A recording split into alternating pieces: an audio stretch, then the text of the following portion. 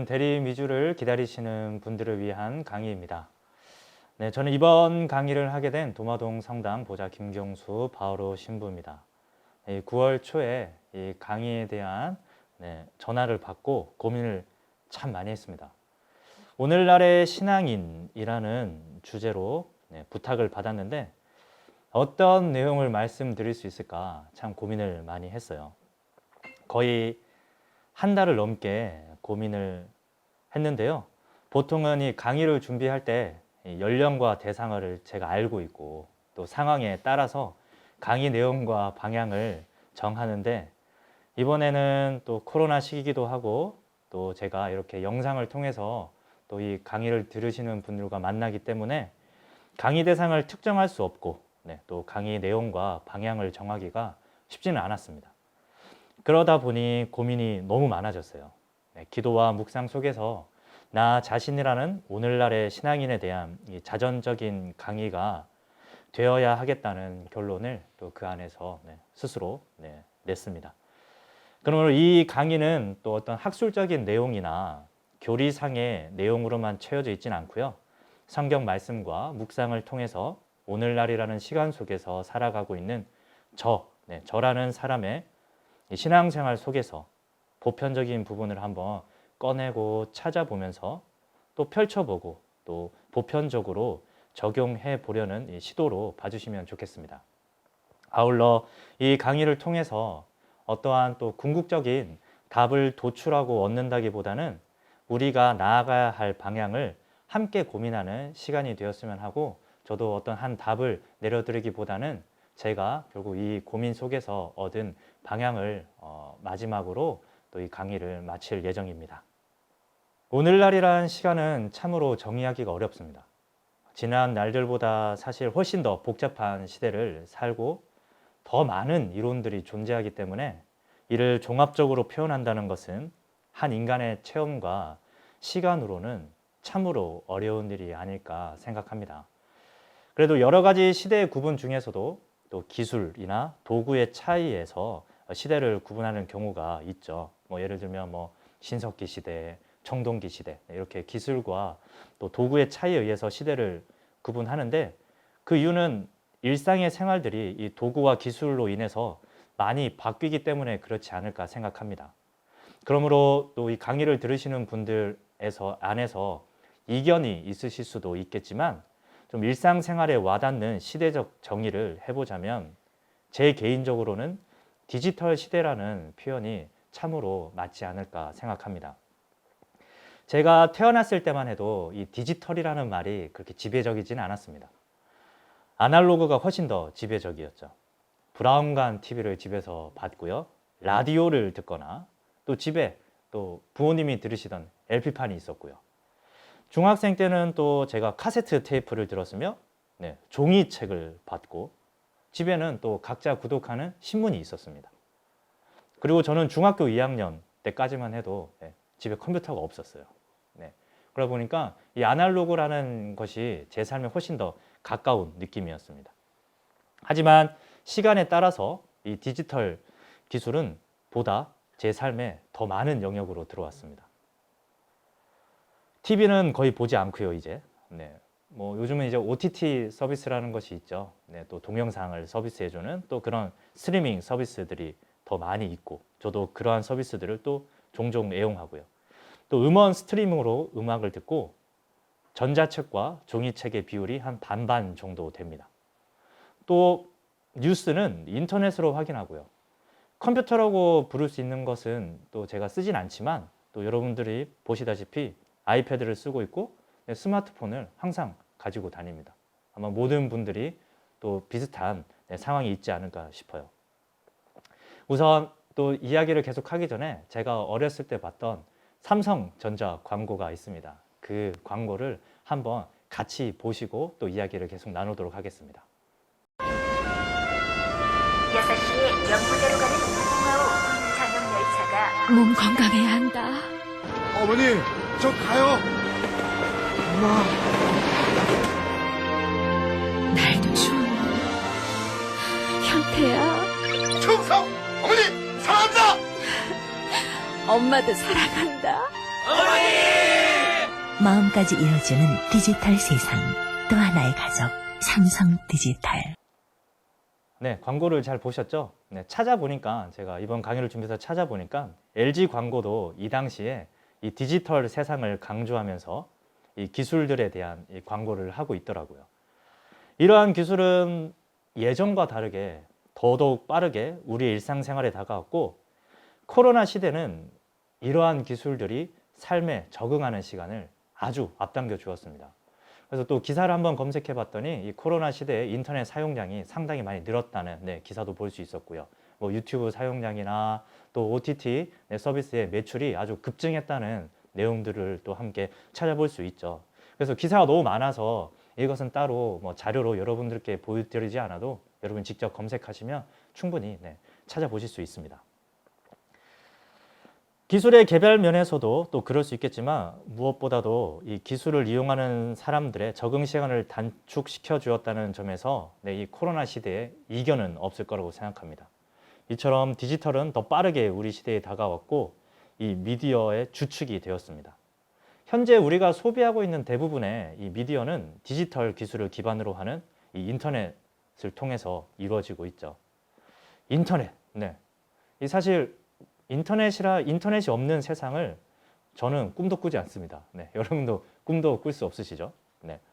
길을 찾으며 지도를 확인할 때 당연히 인터넷이 필요하죠. 그리고 음악을 들을 때 인터넷 없이는 안 됩니다. 정보를 찾을 때, 드라마나 영화를 볼 때, 은행 업무를 할 때, 다른 사람에게 뭐 문자, 연락을 할 때, 그리고 무엇보다 또 교회 행정 업무를 처리할 때, 모든 것들이 다 인터넷을 통해서 이루어지고 있습니다. 그래서 인터넷은 그저 미디어에 불과한 것은 아닙니다. 이 지구촌이라는 말을 처음으로 쓴 이제 마샬 맥루어는 이 미디어의 이해라고 하는 그의 저서에서 이렇게 말하고 있습니다. 인간의 행위와 결사의 규모와 형태를 형성하고 제어하는 것이 바로 미디어라고 말이죠.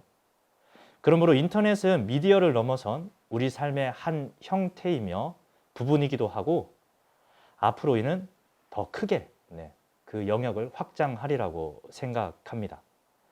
이렇게 우리가 현실에서 피부로 느끼는 상황들이 분명 우리에게는 득이 되는 일도 많지만 해가 되는 경우도 많습니다.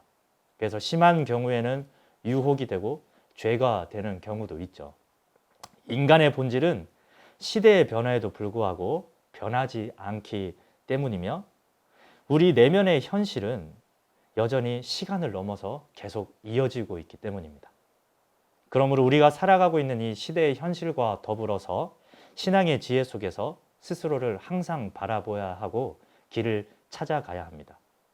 특별히 우리 신앙의 또 원천인 성경, 그 속에서 2000여 년 전 그리스도께서 걸으셨던 그 길 위에서 우리는 이 시대를 살아가는 삶의 방향들을 위한 단서들을 찾을 수 있습니다. 그래서 오늘은 이 시간을 예수님의 유혹 사화를 중심으로 함께 풀어 나가보고자 합니다. 이 이야기가 오늘날 이 디지털 시대를 살아가는 우리에게 여전히 울림을 주고 있고, 또 우리 내면을 성찰하는데 많은 단서를 제공하고 있기 때문입니다.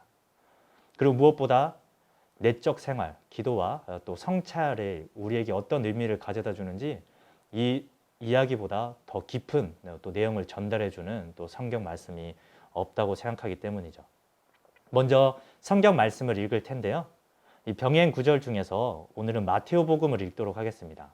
또 제가 또 마테오복음을 중심으로 이 강의를 준비해 왔으니까요. 먼저 성경 말씀을 듣겠습니다. 마테오복음 4장 1절에서 11절까지의 말씀입니다. 그때 예수님께서는 성령의 인도로 광야에 나가시어 악마에게 유혹을 받으셨다. 그분께서는 40일을 밤낮으로 단식하신 뒤라 시장하셨다. 그런데 유혹자가 그분께 다가와 당신이 하느님의 아들이라면 이 돌들에게 빵이 되보라고 해보시오 하고 말하였다. 예수님께서 대답하셨다. 성경에 기록되어 있다. 사람은 빵만으로 살지 않고 하느님의 입에서 나오는 모든 말씀으로 산다. 그러자 악마는 예수님을 데리고 거룩한 도성으로 가서 성전 꼭대기에 세운 다음 그분께 말하였다. 당신이 하느님의 아들이라면 밑으로 몸을 던져보시오. 성경에 이렇게 기록되어 있지 않소. 그분께서는 너를 위해 당신 천사들에게 명령하시리라. 행여 내 발이 돌에 차일세라. 그들이 손으로 너를 받쳐주리라. 예수님께서는 그에게 이르셨다. 성경에 이렇게도 기록되어 있다. 주 너의 하느님을 시험하지 마라. 악마는 다시 그분을 매우 높은 산으로 데리고 가서 세상의 모든 나라와 그 영광을 보여주며 당신이 땅에 엎드려 나에게 경배하면 저 모든 것을 당신에게 주겠소 하고 말하였다. 그러자 악마는 그분을 떠나가고 천사들이 다가와 그분의 시중을 들었다. 예수님께서는 광야에서 40일을 단식하셨습니다. 이 40이라는 숫자가 성경에서 중요한 의미를 지니고 있습니다. 이 유혹과 정화의 시간인 동시에 마침내 하느님을 만나게 되는 시간을 의미한다는 점에서 이 40일이라는 시간은 예수님의 깊은 내적인 여정을 보여주는 시간이기도 합니다. 이 유혹 사화에서 예수님께서 겪으시는 유혹은 가장 깊은 차원에서 이루어지고 있으며 동시에 이 유혹의 끄트머리에 있는 것이라고 또 볼 수 있습니다. 40일이 되는 때 유혹자가 예수님께 다가왔다고 합니다. 이 유혹자의 말은 다음과 같습니다. 당신이 하느님의 아들이라면 이 돌들이 빵이 되라고 해보시오. 이 유혹을 그저 배고픔을 통한 유혹이라고 한다면 예수님께서 이 체험하신 유혹을 너무 단순화하는 말일 것입니다. 이 7극, 최근에 또 번역되어 나온 이 7극을 보면 이 식탐이라는 것이 제일 물리치기 쉬운 유혹이라고도 합니다. 한번 그 부분을 읽어드리겠습니다. 몸 안의 가정으로 식탐의 마음보다 나약하고 알기 쉬우며 이기기 쉬운 것이 없다. 나약한 것을 이기지 못하면서 강경한 것을 능히 이길 수 있겠는가? 라고 이제 7극은 말하고 있습니다. 예수님께서 체험하신 유혹은 결코 표면적인 유혹이 아닙니다. 그렇다면 40일이 지난 뒤에 유혹이 찾아오지 않았을 것입니다. 사실 배고픔이란 첫날부터 시작되고요. 배고픔을 채우기 위한 유혹을 말하고 있는 것이 아니라는 것을 우리는 알아야 합니다. 먼저 당신이 하느님의 아들이라면 이라는 이 악마의 말에 더 초점을 맞춰봅시다. 하느님의 아들, 모든 복음이 이야기하고 있는 예수 그리스도의 정체성이자 그분께서 가지고 계셨던 신원의식입니다. 루카복음은 시작부터 그분의 출생을 이야기하면서 그분께서는 메시아시며 동시에 하느님의 외아드님이라고 말하고 있죠. 마테오복음은 루카복음처럼 또 자세히 전하고 있지는 않지만 그와 비슷한 상황들을 계속해서 암시하고 있습니다. 요한복음은 어떠합니까? 그 시작부터 예수님의 신성을 찬미하면서 시작하고 있죠. 그러므로 이 유혹자는 예수님께서 가지고 있는 이 정체성의 깊은 시면에서 유혹의 손을 뻗치고 있는 것입니다. 나아가 돌을 빵으로 바꾸는 것은 예수님 스스로의 신원의식이 어떻게 발현되어야 하는지, 어떤 방향으로 나아가야 하는지에 대한 유혹이기도 합니다.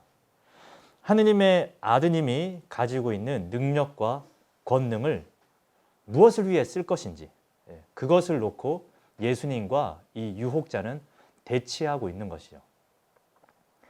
한편 배고픔이라는 이 신체적 반응의 특징도 살펴볼 필요는 있습니다. 사람마다 먹는 양이 다르긴 하지만 이 배고픔이라는 것은 수시로 찾아오고 수시로 해소됩니다. 일시적인 반응이며 적당히 잘 먹기만 하면 또한 사라지는 것이죠. 건강도 잘 유지할 수 있고요. 하지만 하느님의 아드님이라는 이 정체성은 일시적인 것을 채우는 것으로 확인되는 것은 아닙니다. 물론 예수님께서 예수님의 인간성이 이 배를 채우는 행위를 무시하는 것은 아니지만 배고픔을 채우는 행위같이 일시적인 것에 그분의 정체성을 종속시키게 되면 하느님 아드님으로서의 정체성뿐만 아니라 그분 삶이 가지고 있는 풍요로움은 순식간에 사라질 것입니다. 그러면 그분의 인성은 그분의 신성을 드러내는 모습이 아니라 오히려 신성이 인성의 종속되는 모습을 보여주게 되죠. 예수님께서는 이와 같은 유혹자의 속임수에 다음과 같이 대답하십니다. 성경에 기록되어 있다. 사람은 빵만으로 살지 않고 하느님의 입에서 나오는 모든 말씀으로 산다. 예수님께서는 일시적이면서 찰나의 것이 아니라 영원하면서도 변치 않는 진리를 담고 있는 하느님의 말씀을 향해 그 정체성의 방향을 확고히 하십니다. 그리고 다음 유혹이 이어집니다. 유혹자는 예수님을 성전 꼭대기로 데리고 갑니다. 당신이 하느님의 아들이라면 밑으로 몸을 던져보시오. 성경에 이렇게 기록되어 있지 않소. 그분께서는 너를 위해 당신 천사들에게 명령하시리라. 행여 내 발이 돌에 차일세라. 그들이 손으로 너를 받쳐주리라. 들으셨다시피 예수님의 정체성에 대한 유혹은 계속되고 있습니다. 하지만 첫 번째 유혹에서 좀 더 확장된 모습을 보이고 있죠. 바로 예수님 정체성의 근원이자 하느님 아버지와 아드님의 유일무이한 관계가 유혹의 통로가 되고 있기 때문입니다. 이를 증명이라도 하듯, 그리고 마치 이전에 예수님께서 하신 답변에 즉각적이라도 반응이라도 하듯 하느님의 말씀인 성경이 인용되면서 예수님을 유혹하고 있죠. 관계 속에서 우리는 정체성을 형성하기 시작하고 정체성을 확인합니다. 관계가 없다면 사실 정체성에 대한 고민도 필요 없습니다.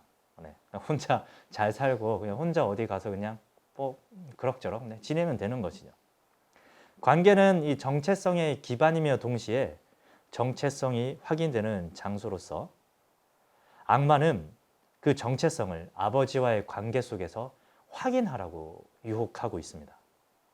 성전에서 뛰어내리면 하느님의 아드님이라는 이 정체성을 확인할 수 있다고 말하는 것이죠. 하느님께서 너를 구해주시면 너의 그 신원, 네가 지금 확실하다고 말하는 그 정체성이 드러난다. 그것을 이제 확인하자. 이에 예수님께서는 주 너의 하느님을 시험하지 마라는 성경 말씀을 통해서 예수님 자신의 정체성이 하느님의 어떤 기적이나 업적에 달려있는 것이 아니라 예수님과 아버지께서 맺고 있는 모든 순간을 통해, 그 관계의 모든 순간을 통해서 이루어짐을 보여주십니다. 그리고 무엇보다 예수님의 정체성은 관계 속에서 그 관계 안에 있는 사랑을 통해서 찬란히 빛나는데요. 이는 아버지의 뜻에 따라 당신을 내어주는, 당신을 위한 것이 아니라 당신을 내어주는 모습에서 보다 분명하게 드러나고 있습니다. 사랑은 자신을 향하는 것이 아니라 너를 향하는 것이기 때문에 그 정체성을 너를 향한 사랑 안에서 온전히 확인하고 계신 거죠. 사실 이런 유혹은 첫 번째 유혹부터 예수님에게 있었습니다. 일시적으로 자신을 채우려고 하는 유혹에서부터 이미 그 단서가 있었지만 두 번째 유혹에서 더 분명해지는 것이죠.